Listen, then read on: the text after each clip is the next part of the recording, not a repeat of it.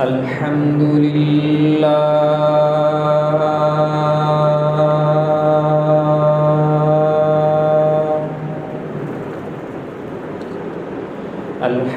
لله نحمده ونستعينه ونستغفره ونؤمن به ونتوكل عليه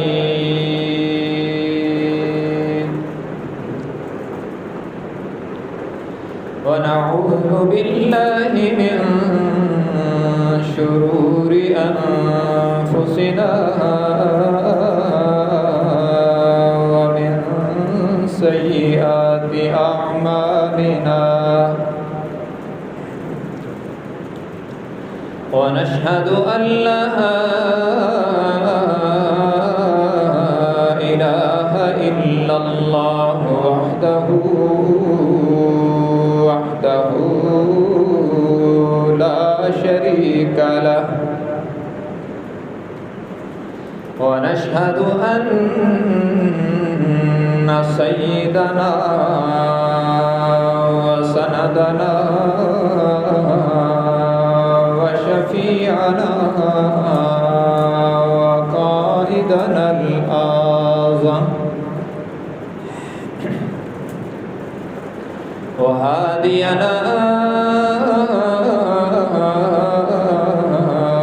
ومرشدنا ومأوانا ومرجانا ومولانا محمدا عبده ورسوله أرسله بالحق بشيرا ونذيرا وداعيا إلى الله بإذنه وسراجا منيرا وصلى الله تعالى عليه وعلى آله وأصحابه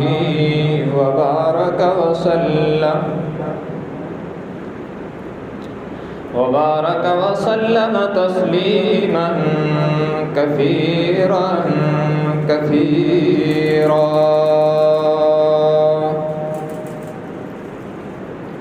أما بعد فأعوذ بالله من الشيطان الرجيم بسم الله الرحمن الرحيم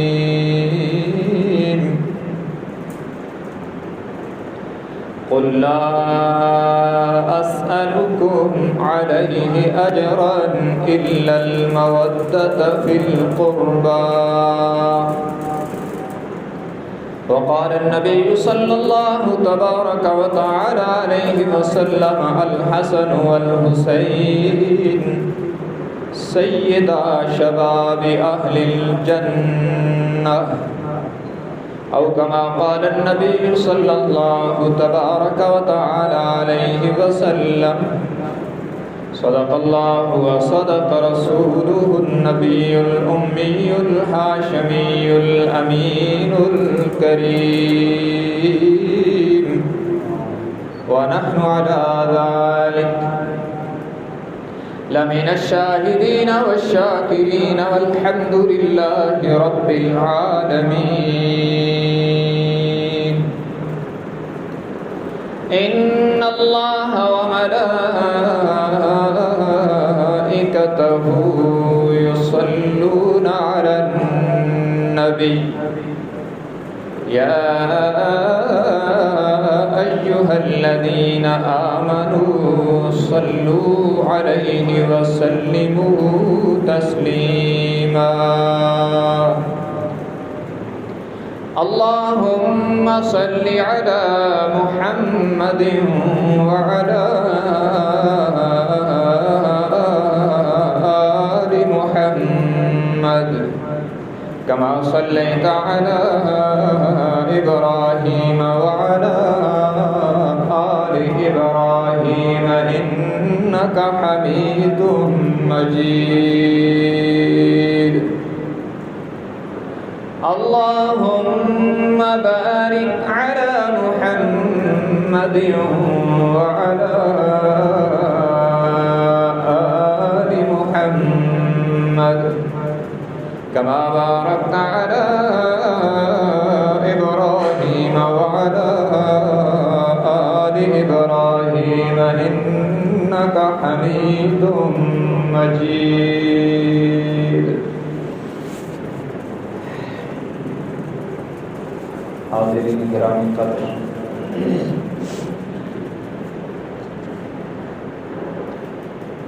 آج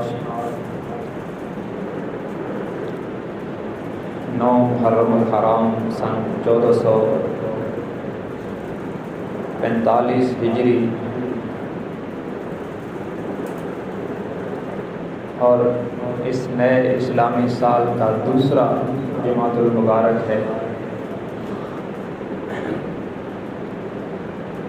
10 محرم الحرام سن 61 ہجری دور یزید میں نواسۂ رسول جگر گوشہ بطول جناب حسین ابن علی رضی اللہ تعالی عنہما کی ساتھیوں سمیت مظلومانہ شہادت ہے۔ اسی نسبت کو ملحوظ رکھتے ہوئے میں نے قرآن کریم کی ایک آیت کا وہ حصہ اور نبی کریم صلی اللہ علیہ وسلم کا ایک ارشاد آپ کے سامنے تلاوت کیا، جن میں حضرات اہل بیت کی عظمت کو بالعموم اور بالخصوص حضرات حسن و حسین رضی اللہ تعالی عنہما کو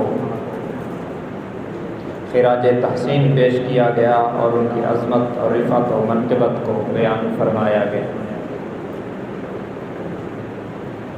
حضور اکرم صلی اللہ علیہ وسلم کے نواسوں میں سے جناب حسین ابن علی رضی اللہ تعالیٰ عنہما ایک نواسے ہیں۔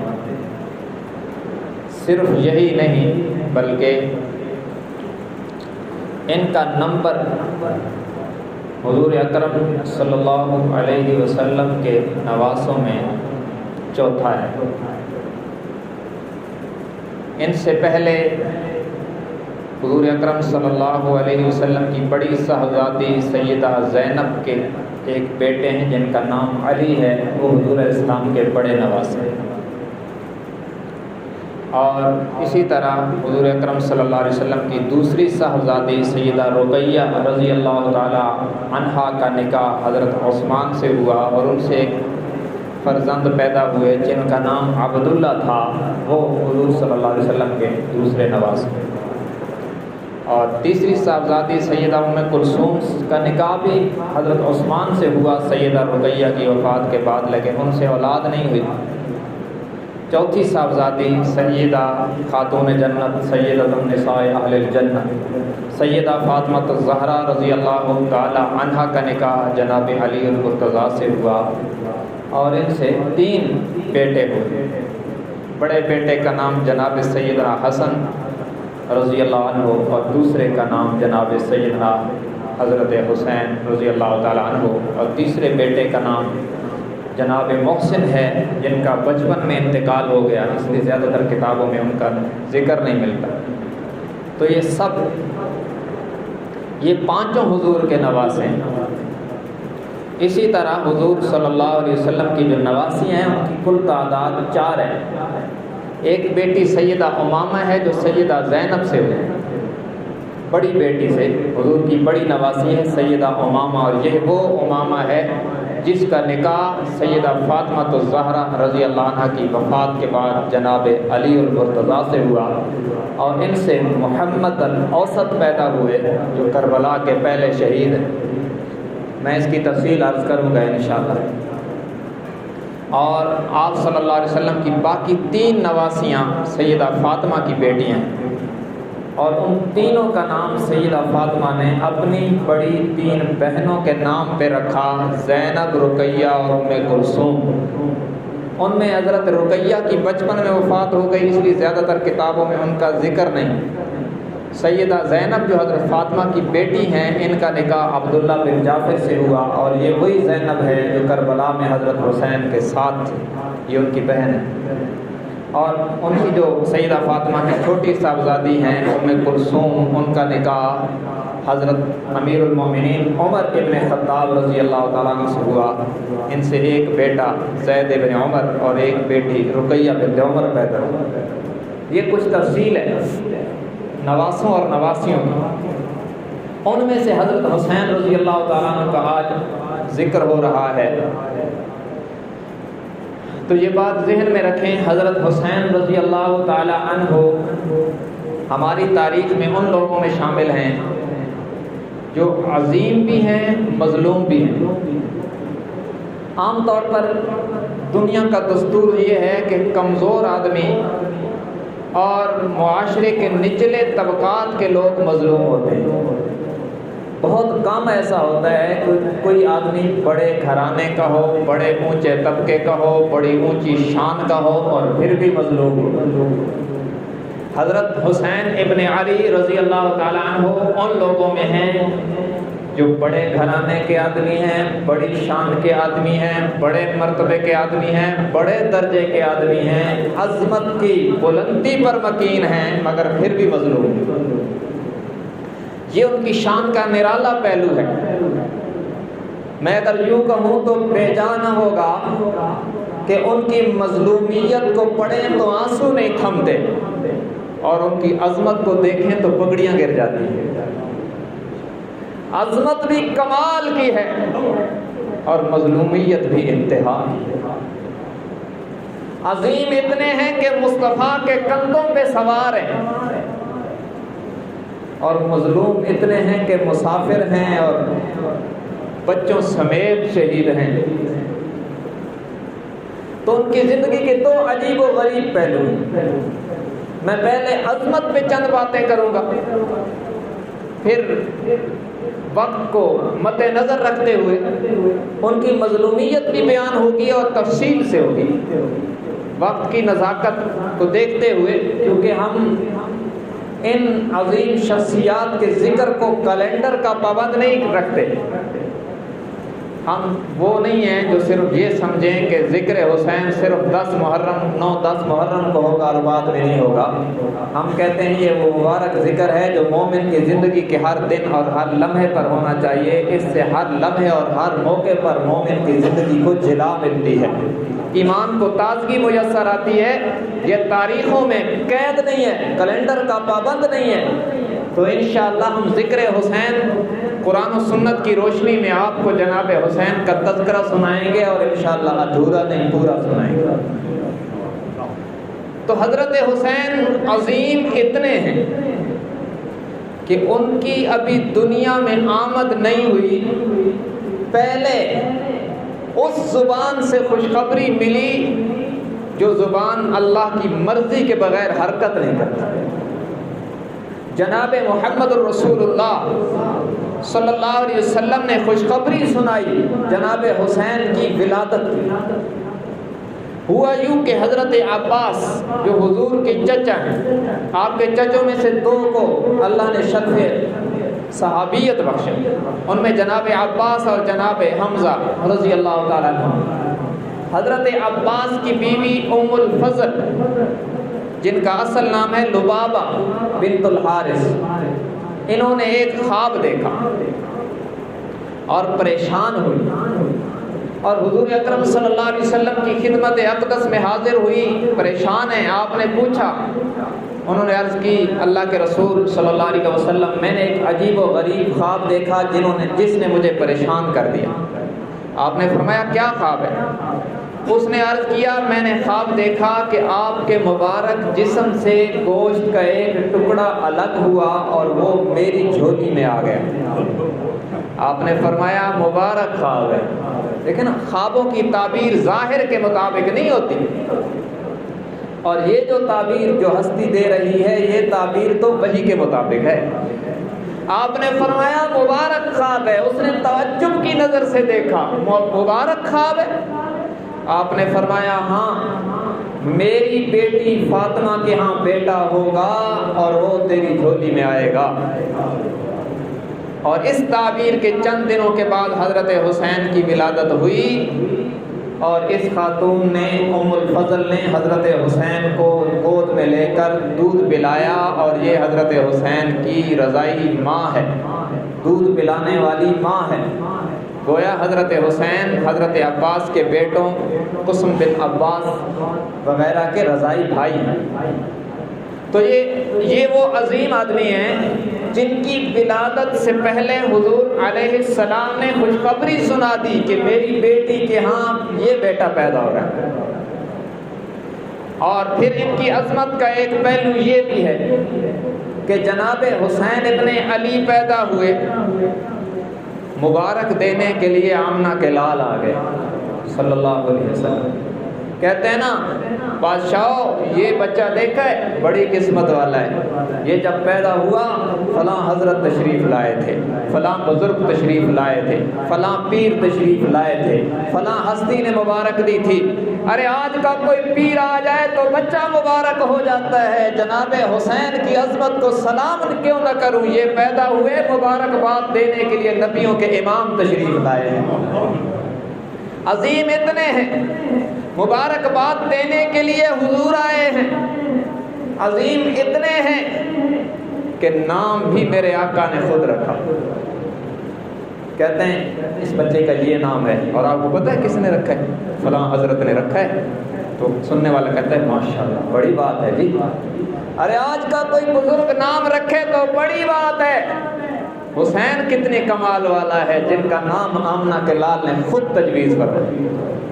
اور عجیب حدیث سنو، جناب حسن کا نام بھی حضور نے خود رکھا، جناب حسین کا نام بھی حضور علیہ السلام نے خود رکھا، اور پھر فرمایا یہ میرے بیٹوں کے نام، نواسوں کو اپنا بیٹا فرمایا، یہ میرے بیٹوں کے نام اللہ نے انہی کے لیے سنبھال کے رکھے تھے، اس سے پہلے کسی کو نہیں ملے۔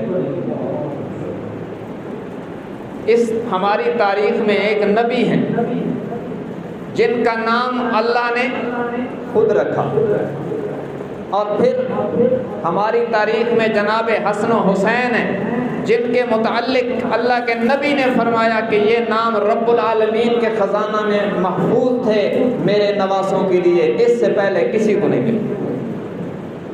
یحییٰ علیہ السلام کے متعلق خود رب العالمین نے فرمایا اِنَّا نُبَشِّرُكَ بِغُلَامٍ اسْمُهُ يَحْيَىٰ لَمْ نَجْعَل لَّهُ مِن قَبْلُ سَمِيًّا، ہم اس کا نام یحییٰ رکھ رہے ہیں، اور یہ وہ نام ہے جو اس سے پہلے کسی کو عطا نہیں ہوا۔ اور جناب حسن و حسین کے نام میرے آقا نے رکھ کے فرمایا اللہ نے یہ میرے بیٹوں کے نام اپنے خزانوں میں محفوظ رکھے تھے، اس سے پہلے کسی کو عطا نہیں ہوئی، بعد میں اس نسبت سے لوگوں کو ملتے رہے۔ تو یہ عظمت بھی جناب حسین کے حصے میں آ گئی کہ نام حضور نے رکھا۔ پھر ایک اور عظمت، اس شخص کی زندگی میں عظمت ہی عظمت ہے، ایک اور عظمت، گھٹی بھی میرے آقا نے ڈالی اور اپنا لعاب دہن ڈالا، حضرت علی نے بھی ڈالی گھٹی اپنے بیٹے کو، اور پھر اللہ کے نبی نے بھی ڈالی، ادھر حیدری گھٹی ادھر نبوی گھٹی، دونوں کی تاثیر ظاہر ہوئی کہ حسین کا سر نیزے پہ لٹک رہا تھا تو تب بھی قرآن پڑھ رہا تھا۔ یہ گھٹی کی تاثیر ہوتی ہے، ہم سمجھتے نہیں ہیں، ہم کہتے ہیں جو میسر ہو گھٹی ڈلوا دے کوئی بات نہیں۔ پہلے زمانہ میں امام غزالی رحمہ اللہ نے لکھا ہے کہ پہلے دور میں جب کسی عورت کے ہاں امید ہوتی تو 6 مہینے پہلے وہ گھٹی کا انتظام کرنا شروع کر دیتے کہ ہمارے ہاں بیٹی یا بیٹا ہوگا تو گھٹی کس سے ڈلوائیں گے، کیونکہ اس کا آنے والے بچے یا بچے کی زندگی پر بڑا گہرا اثر ہوتا ہے۔ آپ دیکھیں نا، جن جن کے منہ میں حضور نے لعاب ڈالا ہے ان کی تاریخ کو اگر دیکھیں وہ کٹے ہیں، موقف سے ہٹے نہیں۔ جناب حسین کے منہ میں لعاب ڈالا، وہ کٹے ہیں، موقف سے ہٹے نہیں۔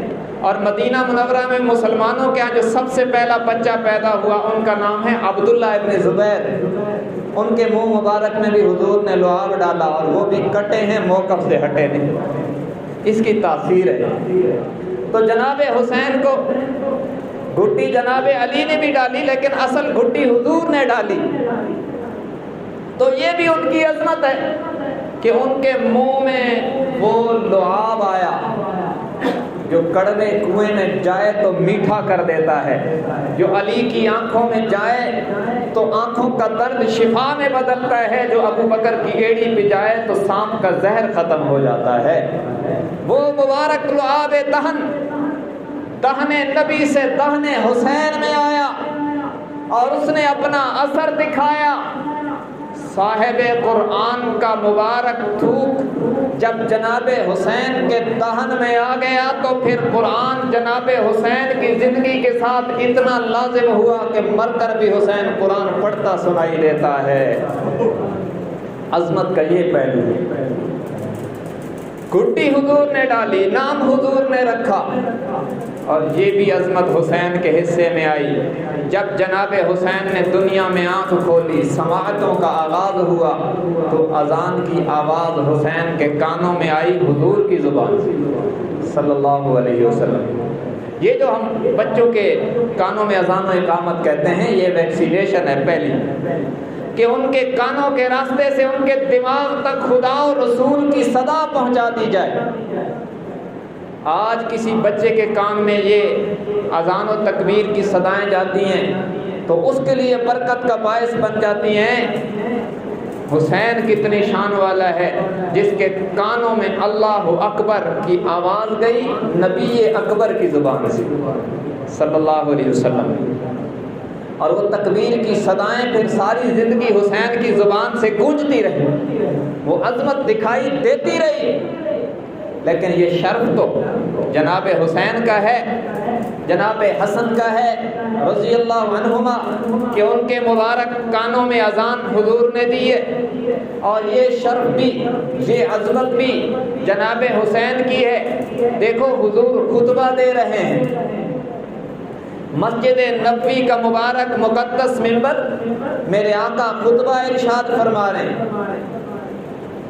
ادھر نبی ہیں جن پر سنجیدگی بھی ناز کرتی ہے، اور پھر خطبے کا دورانیہ ہے، تقریر ہو رہی ہے، لیکن حسین سے اتنا پیار ہے۔ مسجد نبوی کی صحن میں جناب حسین ابن علی کو آتا دیکھا، ان کے پاؤں پہ چوٹ لگی اور وہ گر گئے، میرے آقا منبر سے نیچے اتر گئے، خطبہ چھوڑ دیا، اور جناب حسین ابن علی کو اٹھایا، منبر پہ آ کر یہاں بٹھایا، اور پھر فرمایا اللہ مجھے حسن و حسین سے پیار ہے، تو بھی ان سے پیار کر، اور قیامت تک جو ان سے پیار کرے اس سے بھی پیار کر۔ یہ ہے عظمت۔ میں نے پہلے عرض کیا کہ یہ عظمت کی اس بلندی پر ہے جس پر خود عظمت بھی ناز کرتی ہے۔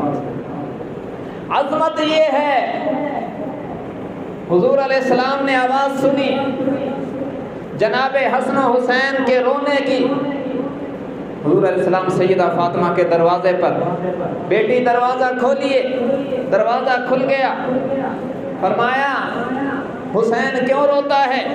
انہوں نے بتلایا، میرے آقا نے فرمایا بیٹی حسین کو نہ رلایا کر، جب حسین روتا ہے تو میرا دل دکھی ہو جاتا ہے۔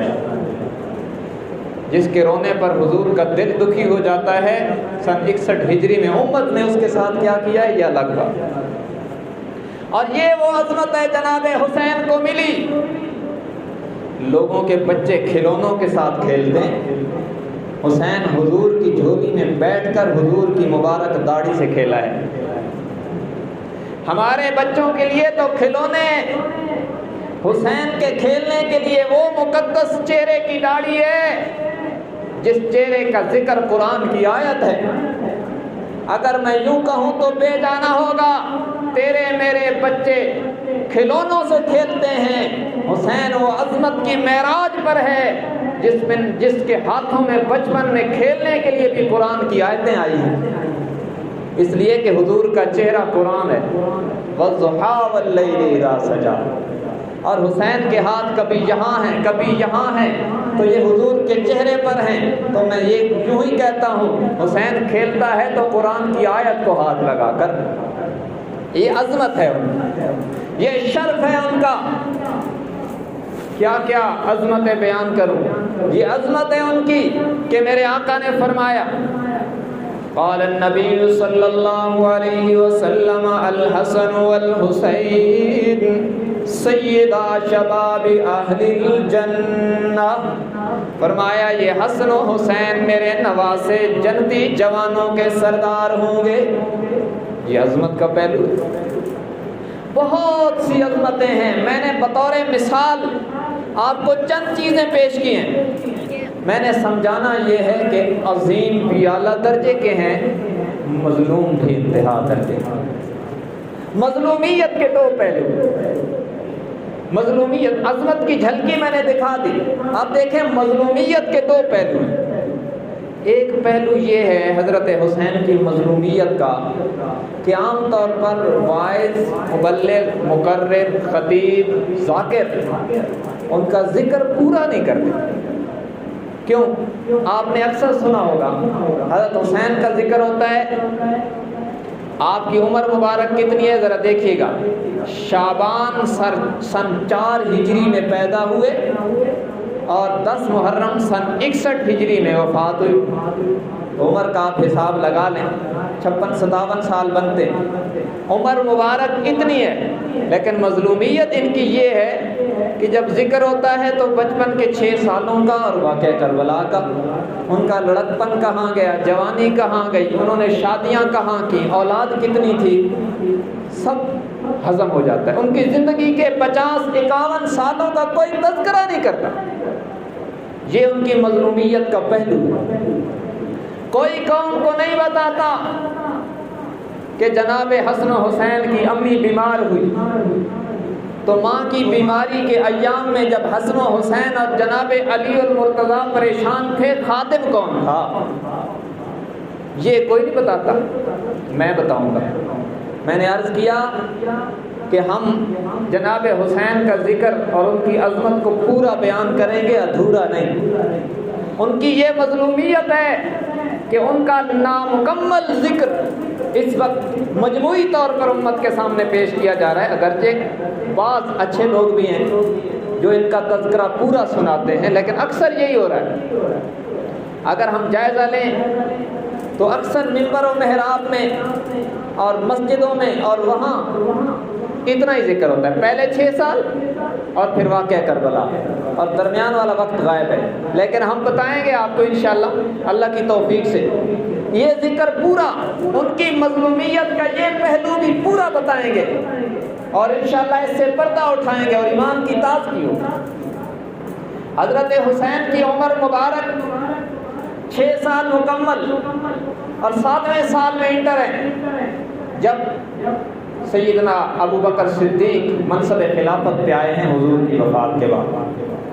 تو کیا ہوا؟ ابن کثیر البدایہ والنہایہ میں لکھتے ہیں ثم کان الصدیق یکرمہ ویعظمہ وکذالک عمر وعثمان، کہ نبی کریم صلی اللہ علیہ وسلم کی وفات کے بعد ابو بکر صدیق، عمر فاروق اور عثمان ابن عفان نے بھی جناب حسین کے عزت اور اکرام میں کوئی کسر نہیں چھوڑا۔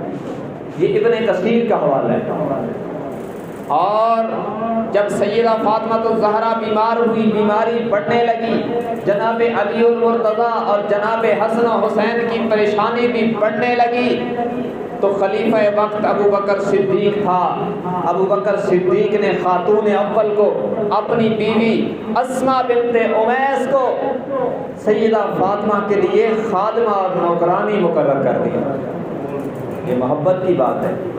امیر المومنین کی بیوی ہے، خلیفہ وقت کی بیوی ہے، خاتون اول ہے، اور سیدہ فاطمہ کی خدمت کر رہی ہے، خادمہ بنی ہوئی ہے، نوکرانی بنی ہوئی ہے۔ اس سے بڑھ کے محبت کیا ہوتی ہے؟ اور پھر عجیب بات ہے، دنیاوی زندگی کے آخری ایام میں حسن و حسین کی امی، میرے آقا کی لاڈلی بیٹی، جنت کی عورتوں کی سردار خاتون، زندگی کے آخری ایام میں وہ خاتون جس کے بارے میں میرے آقا نے فرمایا تھا فاطمہ بضعۃ منی، فاطمہ میرے جگر کا ٹکڑا ہے، جس نے اس کو ایذا دی من اذاہا فقد اذانی ومن اذانی فقد آذى اللہ، جس نے اس کو تکلیف دی اس نے مجھے تکلیف دی، اور جس نے مجھے تکلیف دی اس نے اللہ کو تکلیف دی، جو اللہ کو تکلیف پہنچانے کا ارادہ کرے گا پکڑ سے نہیں بچ پائے گا۔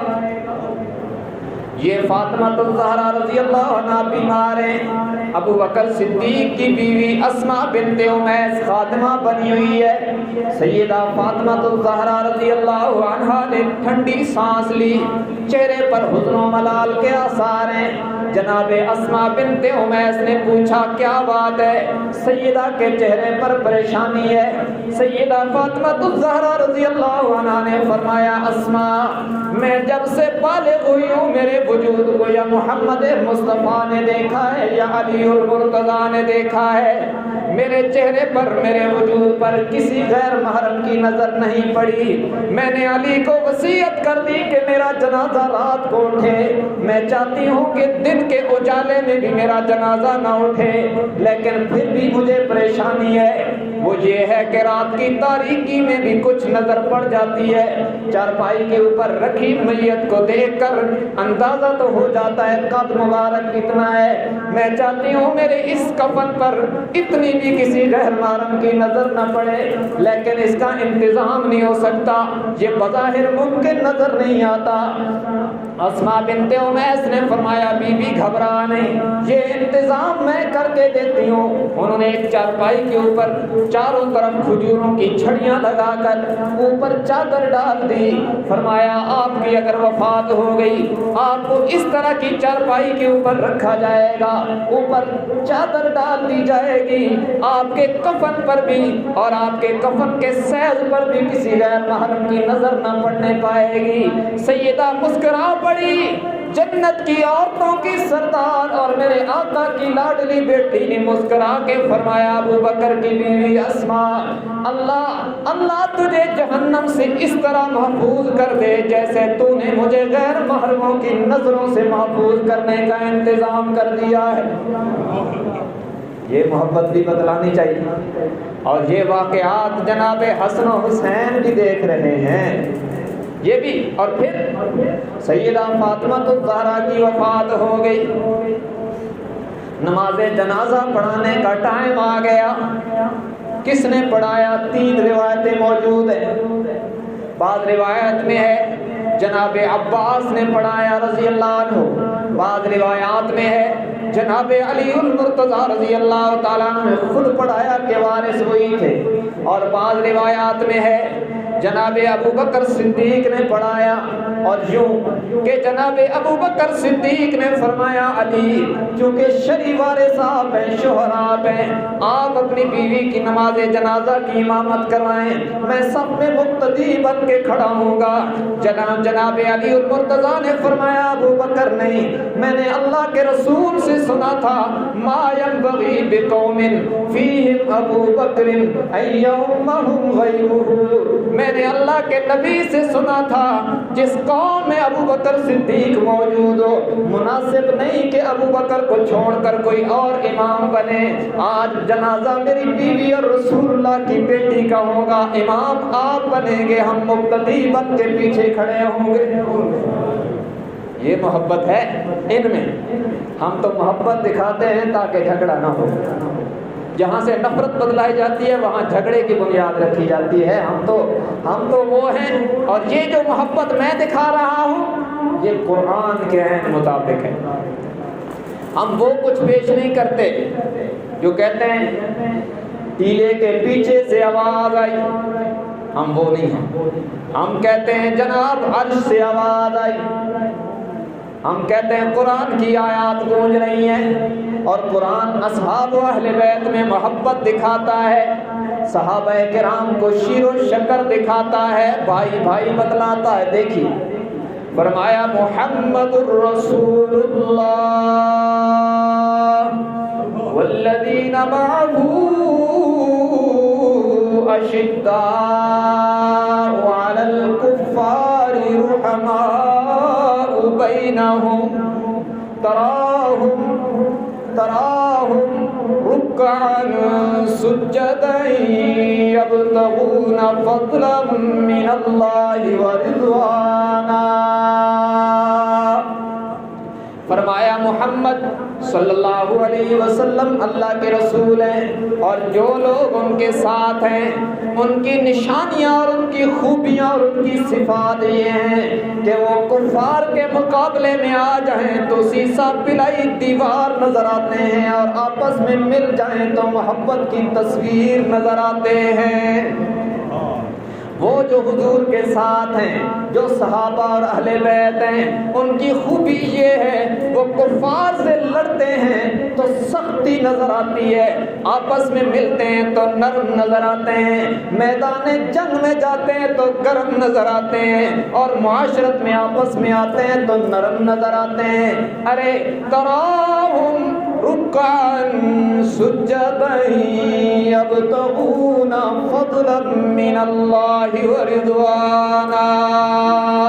ان کی خوبیاں یہ ہیں، یہ دن کے اجالے میں کبھی میدان جہاد میں اپنی شجاعت کے جوہر دکھاتے نظر آتے ہیں، اور کبھی رزق حلال کمانے کے لیے لکڑیاں اٹھاتے نظر آتے ہیں، اور رات کی تاریکی میں جب عابد بن کے رب کے سامنے کھڑے ہوتے ہیں تو ان کی عبادت کو دیکھ کر فرشتے بھی رش کرتے نظر آتے ہیں۔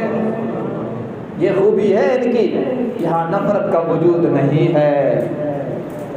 یہ حضرت حسین کی لڑکپن کا زمانہ ہے، جب ابو بکر صدیق خلیفہ وقت بنے، جناب حسین کو تحفہ دے رہے ہیں، تہلسان کی چادر آ گئی، ابو بکر صدیق نے گفٹ جناب حسین کو دیا، جناب حسین ابن علی رضی اللہ تعالیٰ عنہما نے ابو بکر صدیق کا گفٹ قبول فرمایا۔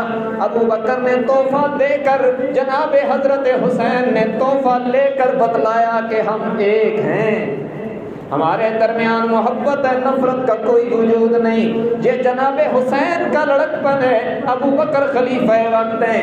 ابو بکر صدیق نے جناب حسین کو جھولی میں بٹھا کر فرمایا لوگوں دیکھو نا میں نے حضور کی یاد تازہ کر دی۔ یہ جناب حسین کا لڑکپن ہے۔ جناب ابو بکر صدیق نے جناب حسین کو اٹھایا اور یوں کر کے کندھوں میں بٹھا کر فرمایا لوگوں دیکھو نا میں نے آمنہ کے لال کی سنت زندہ کر دی۔ یہ محبت کی بات ہے، ساری محبت کی بات ہے۔ یہ ہم دکھاتے ہیں ذکر پورا ہو رہا ہے۔ ابو بکر صدیق کی وفات کے بعد جناب عمر ابن خطاب رضی اللہ تعالیٰ عنہ مسلمانوں کے دوسرے خلیفہ، یہ 22 لاکھ مربع میل پر اسلام کا پرچم لہرانے والے خوش قسمت انسان، جنہیں یہ اعزاز حاصل ہے کہ سارے صحابہ حضور کے مرید بن کے آئے ہیں، تنہا عمر ہے جو حضور کی مراد بن کے آیا ہے، جو مراد پیغمبر بھی ہے، جو مراد رسول بھی ہے، جو مراد نبی بھی ہے، داماد علی بھی ہے۔ جناب عمر منصب خلافت پہ آ گئے۔ جناب حسین کا اتنا اکرام ہے کہ جب وظائف کی باری آئی تو بدری صحابہ کے مقرر بدری صحابہ کی مقدار کے مطابق جناب حسین ابن علی کا وظیفہ مقرر ہو گیا۔ حضرت عمر کے بیٹے جناب عبداللہ ابن عمر نے معلومات کے لیے پوچھا ابا جی میرا وظیفہ کم ہے، جناب حسین ابن علی کا وظیفہ زیادہ ہے، جبکہ عمر میں بڑا ہوں، خدمات میں میں ان سے آگے ہوں، لیکن پھر کیا بات ہے آپ کے عدل کو تو میرا سلام ہے، لیکن میں اپنی تسکین کے لیے پوچھتا ہوں میرا وظیفہ کم کیوں ہے، حسین کا وظیفہ زیادہ کیوں ہے؟ جناب عمر ابن خطاب نے فرمایا بیٹا تو دیکھنا تو خطاب کے بیٹے عمر کا فرزند ہے اور میری نظر میں حسین علی کا بیٹا ہے، بلکہ میری نظر سے دیکھو تو حسین نبی کا بیٹا ہے۔ یہ عظمت بھی تو بتلانی چاہیے۔ یہ فاروق اعظم کا دور ہے جب جناب حسین ابن علی جوان ہے اور غنیمت کا مال آ گیا، پوشاکیں آ گئی، عمدہ عمدہ لباس آ گئے۔ امیر المؤمنین عمر ابن خطاب نے صحابہ کرام کے جوان بیٹوں کو خوبصورت خوبصورت جوڑے عطا فرمائے، لیکن فرمایا یہ جوڑے اگرچہ خوبصورت ہیں، یہ کپڑے اگرچہ بہترین ہیں، لیکن جناب حسن حسین کی شان کے نہیں ہیں۔ یمن میں اسپیشل آرڈر دیا اور آرڈر پر 2 عمدہ جوڑے بنائے اور پھر جناب حسن حسین کو عطا فرمائے۔ اور جب جناب علی کے شہزادوں نے، میرے آقا کے نواسوں نے زیب تن فرمائے اور فاروق اعظم نے دیکھ کے فرمایا الآن طابت نفسی، اب میری طبیعت خوش ہو گئی۔ یہ ہے محبت کی بات، اسپیشل جوڑے بنوا کر پہنا کر دیکھ کر فرمایا اب مجھے مزہ آ گیا۔ اس کو محبت کہتے ہیں بھائی، یہ جناب حسین کی جوانی ہے۔ اور پھر ایک موقع پر حضرت عمر نے حضرت حسین سے فرمایا کہ آپ ہمارے ہاں تشریف لایا کریں، آپ رسول اللہ کے بیٹے ہماری نظر میں۔ اور وہ کسی موقع پر تشریف لائے تو دیکھا، جب دروازے پہ آئے تو کسی نے کہا کہ حضرت عمر امیر معاویہ کے ساتھ کوئی خصوصی مشورہ فرما رہے ہیں، اور حضرت حسین نے دیکھا کہ عبداللہ ابن عمر دروازے پر انتظار کر رہا ہے، اس کو اندر جانے کی اجازت نہیں ملی۔ عبداللہ ابن عمر حضرت عمر کا بیٹا دروازے پر انتظار کر رہا ہے، اس کو اندر جانے کی اجازت نہیں ملی کہ حضرت عمر کوئی خاص بات حضرت معاویہ سے کر رہے ہیں۔ تو حضرت حسین نے سوچا کہ جب بیٹے کو اجازت نہیں تو مجھے کہاں ملے گی، واپس چلے گئے۔ حضرت عمر کی ملاقات ہوئی کسی دوسرے موقع پر تو آپ نے فرمایا بھائی آپ ہمارے ہاں تشریف نہیں لاتے۔ انہوں نے عرض کی کہ امیر المومنین میں تو حاضر ہوا تھا، میں نے دیکھا کہ آپ کا بیٹا انتظار کر رہا ہے، تو جب بیٹے کو اجازت نہیں تو مجھے کہاں ملے گی۔ حضرت عمر نے فرمایا میرے بیٹے کی کیا اوقات ہے آپ کے مقابلے میں، میرے بیٹے کو اجازت ملے یا نہ ملے آپ کے لیے 24 گھنٹے ہمارا در کھلا ہے، جب چاہیں تشریف لائیں، آپ کے لیے اجازت کا کوئی قانون نہیں۔ یہ محبت کا قانون ہے، یہ محبت کی بات ہے، یہ جناب حسین ابن علی کی جوانی ہے، اور یہی حسین ابن علی کی جوانی کا دور ہے جب جناب حسن حسین کی سگی بہن ام کلثوم سیدہ فاطمہ الزہرا کی بیٹی، جناب علی المرتضیٰ کی بیٹی، حضور کی نواسی، حضرت عمر رضی اللہ تعالی عنہ نے حضرت علی سے عرض کی کہ آپ لوگوں کو یہ شرف ملا کہ آپ رسول اللہ کے داماد بنے۔ حضرت عثمان کو بھی یہ شرف ملا اور آپ کو بھی شرف ملا کہ آپ حضور کے داماد بن گئے۔ آپ کا حضور سے پہلے بھی رشتہ تھا اور دامادی کا رشتہ بھی آپ کو مل گیا۔ میرا رشتہ حضور کے ساتھ ایسا نہیں ہے دامادی والا، اور حضور کی بیٹی تو میرے نکاح میں نہ آ سکی، لیکن میں چاہتا ہوں حضور کی بیٹی میرے نکاح میں آ جائے اور میری حضور کے خاندان سے رشتہ داری بن جائے، تاکہ قیامت میں میری نجات کے لیے یہ بھی ایک ذریعے کے طور پر آئے، تو آپ اپنی بیٹی کا رشتہ مجھے دیں۔ تو حضرت علی رضی اللہ تعالیٰ عنہ نے، اب یہ وہ وقت ہے جب حسن حسین جوان ہیں اور ان کی بہن کے رشتے کی بات ہو رہی ہے اور ان کی والدہ موجود نہیں ہے، تو اس لیے میں کہتا ہوں حضرات حسن حسین کے مشورہ سے جناب علی المرتضیٰ رضی اللہ تعالیٰ عنہ نے سیدہ فاطمہ الزہرا کے بطن سے پیدا ہونے والی اپنی بیٹی ام کلثوم کا نکاح حضرت عمر سے کر کے یہ بتلا دیا کہ عمر بھی ہم سے پیار کرتا ہے اور ہم بھی عمر پر اعتماد کرتے ہیں۔ داماد کو کسی کو بناتے وقت یہ دیکھا جاتا ہے نا کہ بندہ قابل اعتماد ہے کہ نہیں، ہم کہتے ہیں جب علی عمر پر اعتماد اتنا کرتے ہیں کہ انہیں اپنی بیٹی دے رہے ہیں تو ہمیں اور تمہیں بھی کرنا چاہیے۔ تو یہ جناب حسین کی جوانی کا دور ہے جو فاروق اعظم کا دور ہے۔ میں بالکل مختصر چل رہا ہوں، تفصیلات کا یہ ٹائم نہیں ہے، بہت تفصیلات میں جاؤں تو وقت بہت لگتا ہے۔ حضرت عمر کی وفات کے بعد حضرت عثمان اس امت کے تیسرے خلیفہ بنے، اور حضرت عثمان کی زندگی کے اندر حضرت حسین کے ساتھ کیا ہوا، 2 لفظوں میں کہتا ہوں۔ حضرت عثمان منصب خلافت پہ آ کر پہلا عمرہ کرتے ہیں تو حضرت حسین کو ساتھ لے جاتے ہیں، اور پھر جب اس میں بہت سے واقعات ہیں لیکن وقت بہت تھوڑا ہے، پھر جب حضرت عثمان کے خلافت کے آخری ایام میں ان کے گھر کا محاصرہ ہوتا ہے تو حضرت حسین پہرے دار نظر آتے ہیں۔ تو میں یوں کہوں، عثمان خلافت پہ آئے تو جناب حسین کے خدمت گار بن گئے، اور عثمان شہادت کا جام پینے لگے تو حضرت حسین عثمان کے پہرے دار بن گئے۔ یہ ان کی پوری زندگی میں ان کا آپس میں محبت اور پیار کا اس طرح کا تعلق رہا ہے۔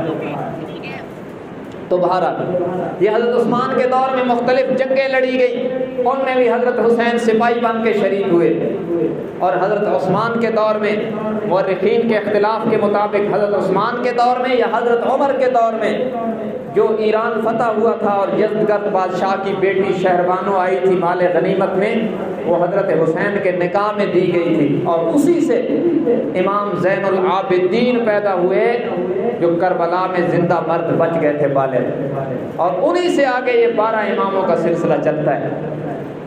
تو یہ سب آپس میں شیر و شکر تھے، محبت اور پیار کا سلوک تھا، نفرت کا کوئی وجود نہیں تھا۔ جو رب العالمین نے فرمایا تھا نا اپنے نبی کی زبان سے، 25واں پارہ ہے، فرمایا قُلْ لَا أَسْأَلُكُمْ عَلَيْهِ أَجْرًا إِلَّا الْمَوَدَّةَ فِي الْقُرْبَى، فرمایا میرے پیغمبر انہیں فرما دیجئے، انہیں بتلا دیجئے، انہیں میرا اعلان سنا دیجئے کہ میں نے، یعنی محمد صلی اللہ علیہ وسلم، میں نے جو تمہیں تبلیغ کی، تمہیں جنت کا راستہ دکھایا، بستیوں سے اٹھایا، بلندیوں پر پہنچایا، وہ جو کل انعام تھے وہ خیر الانعام بن گئے، بہترین بن گئے، جو بدترین تھے بہترین بن گئے۔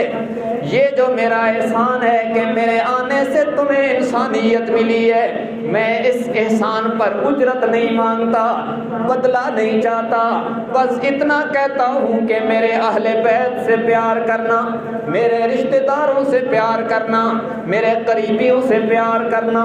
صحابہ کرام نے پھر اہل بیت اعظام سے، میرے آقا کی مقدس مطہر بیویوں سے، آپ کے نواسوں اور نواسیوں سے اتنا پیار کیا، اتنی محبت کی کہ عرش رب العالمین نے رحماء بینہم کہہ کر اس کی تصدیق کر دی، تاریخ بھی اس کی تصدیق کرتی ہے، میرے آقا کے فرامین بھی اس کی تصدیق کرتے ہیں کہ حضرات صحابہ کرام اہل بیت کی خدمت کرنے کو سعادت سمجھتے رہے، ان کی نوکری کرنے کو اعزاز سمجھتے رہے۔ ارے صحابہ کرام کے دلوں میں تو اتنی بڑی قدر تھی، جناب عبداللہ ابن عمر اور جناب حسین نے کبھی بے تکلف لہجے میں گفتگو کرتے ہوئے جناب حسین ابن علی نے عبداللہ ابن عمر سے فرمایا، ارے تو بڑی باتیں کرتا ہے، دیکھ تو صحیح نہ، تیرا باپ میرے نانے کا نوکر ہے۔ جناب عبداللہ ابن عمر آئے ہیں حضرت عمر کی خدمت میں کہ ابو مجھے حسین نے یہ کہہ دیا کہ تیرا باپ میرے نانے کا نوکر ہے۔ جناب عمر ابن خطاب نے فرمایا جاؤ حسین سے یہ لکھوا کے لے آؤ کہ تیرا باپ میرے نانے کا نوکر ہے۔ جناب عبداللہ ابن عمر گئے، بے تکلف ہیں، جناب حسین نے مسکراتے ہوئے لکھ دیا ایک چٹ پر، جناب عمر نے وہ چٹ لکھ دی ہے اور چٹ سنبھال لی ہے اور وصیت کی کہ میری موت کے بعد یہ میرے کفن میں رکھ دینا، میں قیامت کے دن اللہ کے نبی کی عدالت میں حسین کی تحریر کو بطور ثبوت پیش کر کے کہوں گا یا رسول اللہ جب تک آپ دنیا میں تھے میں آپ کی نوکری کرتا رہا، جب آپ دنیا سے تشریف لے گئے تو آپ کے خاندان کا بھی نوکر بن کے آیا ہوں، ثبوت کے لیے چٹ ساتھ لایا ہوں۔ وہاں تو یہ محبت ہے اور یہاں نفرت کے قصے سنائے جاتے ہیں۔ تو بہرحال جناب حسین ابن علی رضی اللہ تعالی عنہما کا مبارک مقدس ذکر جو مومن کی روح کی غذا ہے۔ کیوں بھائی؟ جناب حسین کا ذکر سن کر ایمان تازہ ہو رہا ہے تو سب کہتے ہیں سبحان اللہ، اور اللہم صلی علی پڑھ لیں، اللہم صلی علی محمد وعلی آل محمد کما صلیت علی ابراہیم وعلى آل إبراهيم إنك حميد مجيد اللهم بارك على محمد وعلى آل محمد كما باركت على إبراهيم وعلى آل إبراهيم إنك حميد مجيد. یہ جو ہم نے درود پڑھا ہے اللہ محمد صلی اللہ علیہ وسلم پر اور ان کی آل پر رحمت نازل فرما. مسلمان اور مومن کی یہ شان ہے کہ جب تک حضور کے ساتھ ان کی آل پر درود نہ پڑھے اس کی نماز بھی پوری نہیں ہوتی. تو اہل بیت کا ذکر اور ان میں خصوصاً جناب حسین ابن علی کا ذکر پورا ہونا چاہیے، ادھورا نہیں. تو میں نے ولادت سے شروع کیا، بتلایا کہ ان کی عظمت یہ ہے، پھر ان کی مظلومیت کا یہ پہلو کہ ان کا ذکر پورا نہیں کیا جاتا. اس میں سے میں نے حضرت ابو بکر کا مبارک دور، حضرت عثمان کا مبارک دور، یہاں سے پھر انشاءاللہ آگے چلیں گے.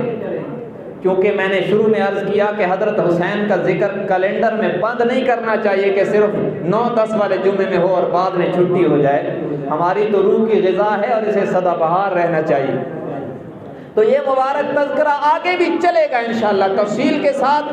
ان کی عظمت کا اور ان کی مظلومیت کا یہ پہلو، اس سے تو ہم پردہ اٹھا دیں گے انشاءاللہ. اور ان کی پوری زندگی، حضرت علی کا مبارک دور اور حضرت حسین کی خدمات، حضرت معاویہ کا دور اور حضرت حسین کا حضرت معاویہ کے ساتھ سلوک اور حضرت معاویہ کا حضرت حسین کے ساتھ سلوک کیا تھا، اس کی تفصیل، اور پھر دور یزید اور پھر واقعہ کربلا انشاءاللہ پوری تفصیل اور ذمہ داری کے ساتھ آپ کے سامنے عرض کیا جائے گا. آخر میں یہ عرض کرنا چاہتا ہوں ماہ محرم کے شہیدوں کا پیغام کیا ہے. حضرت عمر پر حملہ ہوا، نماز پڑھ رہے تھے، اور کربلا میں حضرت حسین شہید ہوئے. شہادت کے دن گرتی لاشوں کو دیکھ کر حسین کا ایک سجدہ بھی قضا نہیں.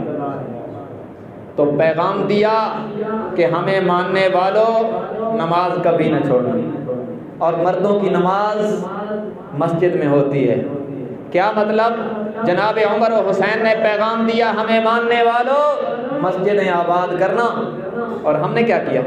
جب ان کی شہادت کا دن آتا ہے اور ایام آتے ہیں حضرت عمر اور حضرت حسین کی شہادتوں کے، تو مسجدیں تو ہم نے آباد کی نہیں. ہمارا 5% طبقہ نماز پڑھتا ہے، لیکن ہم ان کی تعلیمات کے برعکس ان دنوں میں قبریں آباد کرتے ہیں. بھائی قبریں آباد کرنے کا درس وہ نہیں دے کے گئے، انہوں نے کہا تھا مسجدیں آباد کرنا اور قرآن سے تعلق جوڑنا. حضرت عمر شہادت کا جام پیتے ہیں نماز پڑھاتے ہوئے. نماز کا اہم جز قرآن ہے، قرآن کی تلاوت ہے. اور حضرت حسین کا سر نیزے پہ لٹک کر بھی قرآن نہیں، وہاں پہ قرآن نہیں رکتا، تلاوت قرآن کا اور نماز کا درس دے کے گئے ہیں. اس وقت مجموعی طور پر امت نے قرآن کو بھی چھوڑ دیا، نمازوں کو بھی چھوڑ دیا، اور ان کی تعلیمات کے بالکل برعکس ہو رہا ہے. ہمیں اس پہ نظر ثانی کرنی چاہیے. دوسرا یہ کہ حضرت حسین پیاسے شہید ہیں، اس پر سب کا اتفاق ہے. اور ان سے وفا کا تقاضا یہ ہے کہ ہم ان ایام کے روزے رکھیں، تاکہ جب ہمیں پیاس کی شدت ستائے تو ہمیں پتہ چلے کہ جناب حسین کتنا مظلوم ہے، کس شدت میں جام شہادت دی ہے. ہم کیا کرتے ہیں؟ ہم کہتے ہیں جگہ جگہ پہ سبیلے لگاؤ، زبردستی لوگوں کو پانی پلاؤ، پانی عام کرو. بھائی روزے عام کرو. وفا کا تقاضا یہ ہے کہ وہ پیاسے شہید ہوئے، تو بھی تو کوئی پیاس برداشت کرنا تاکہ احساس ہو ان کی پیاس کا. اللہ کے نبی نے بھی اسی کی تمنا فرمائی تھی، اور 10 محرم کے روزے کی باقاعدہ فضیلت بتلائی. حضور جب مدینہ منورہ تشریف لائے تو آپ کو بتلایا گیا کہ یہودی 10 محرم کا روزہ رکھتے ہیں کہ اس دن حضرت موسیٰ علیہ السلام کو فرعون کے مقابلے میں فتح ہوئی. آپ نے فرمایا موسیٰ علیہ السلام کی اتباع کا تو میں زیادہ حقدار ہوں، لیکن میں یہود کی مخالفت بھی کروں گا اور موسیٰ علیہ السلام کی اتباع بھی کروں گا. وہ 1 رکھتے ہیں، میں 2 رکھوں گا. وہ صرف 10 کا رکھتے ہیں اور ہم 9-10 کا یا 10-11 کا رکھیں تاکہ اتباع بھی ہو جائے اور یہود کی مخالفت بھی ہو جائے. حضور علیہ السلام نے اس تمنا کا اظہار فرمایا.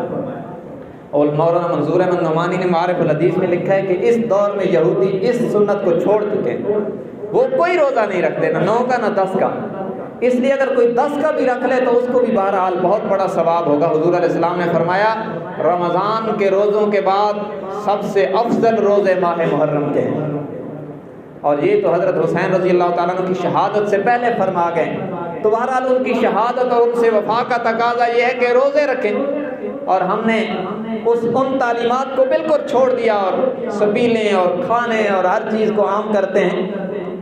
اور یاد رکھیں اللہ کو راضی کرنے کے لیے مرحومین کو ایصال ثواب کرنا اسلام کی نظر میں پسندیدہ ہے، لیکن اس کے لیے اپنی طرف سے کوئی دن متعین کریں کہ بس اسی دن کرنا ہے، اس کے علاوہ نہیں، یہ اسلام کا مزاج نہیں ہے۔ ایصال ثواب کا نظریہ اسلام کا مزاج یہ ہے کہ ایصال ثواب ماہانہ یا سالانہ بنیادوں پر نہیں، روزانہ کی بنیادوں پر ہونا چاہیے۔ تو ہمیں کیا حضرت حسین کا اتنا ہی حق ہے کہ صرف محرم کے دنوں میں نیاز پکا کر ادا ہو جاتا ہے؟ تو میں نے اس لیے عرض کیا کہ مومن تو وہ ہوتا ہے جس کی نماز اس وقت تک مکمل نہیں ہوتی جب تک وہ حضور کے ساتھ حضور کی آل اولاد پر درود نہ پڑھے۔ تو یہ ہم رواجی نہیں ہے، یاد رکھنا، ہم سنی ہیں، سنی سنت سے ہوتا ہے، اور سنت چند دنوں میں نہیں ہوتی، سدا بہار ہوتی ہے۔ ولادت سے وفات تک مومن کی ساری زندگی سنت کا عملی نمونہ نظر آتی ہے۔ تو اس لیے اس کا اہتمام کریں، محبتوں کا درس دیں۔ بہرحال یہ مبارک ذکر انشاءاللہ جاری ہے، آگے انشاءاللہ چلیں گے اور آپ کو یہ بتلائیں گے۔ آپ نے آئندہ جمعے بھی آپ وقت پہ تشریف لائیں تو انشاءاللہ آپ کو بتلائیں گے کربلا میں شہید کتنے ہیں، اور حضرت علی کے بیٹے کتنے ہیں، اور ان میں سے کربلا میں شہید کتنے ہیں، حضرت حسین کے کتنے بیٹے شہید ہیں، حضرت حسن کے کتنے بیٹے شہید ہیں، سیدہ زینب نے کیا کہا عبید اللہ ابن زیاد کے دربار میں، اور یزید کو کیا کہا، یہ ساری تفصیلات انشاءاللہ آئندہ جمعہ کے خطبہ میں عرض کریں گے۔ میں نے رواج کے مطابق قصداً یوں نہیں کیا کہ آپ کو واقعہ کربلا سناؤں اور خوب رلاؤں اور ختم کر دوں۔ میں نے چاہا کہ حضرت حسین کا ذکر اپنی بساط کے مطابق پورا سنا کر اس امید پر پورا ذکر سنا دوں کہ ہو سکتا ہے حشر میں یہی ادا ہماری نجات کا ذریعہ بن جائے۔ اللہ تبارک و تعالی ہم سب کو قرآن و سنت کی صحیح سمجھ اور اس پر عمل کی توفیق عطا فرمائے۔ وآخر دعوانا ان الحمد للہ رب العالمین۔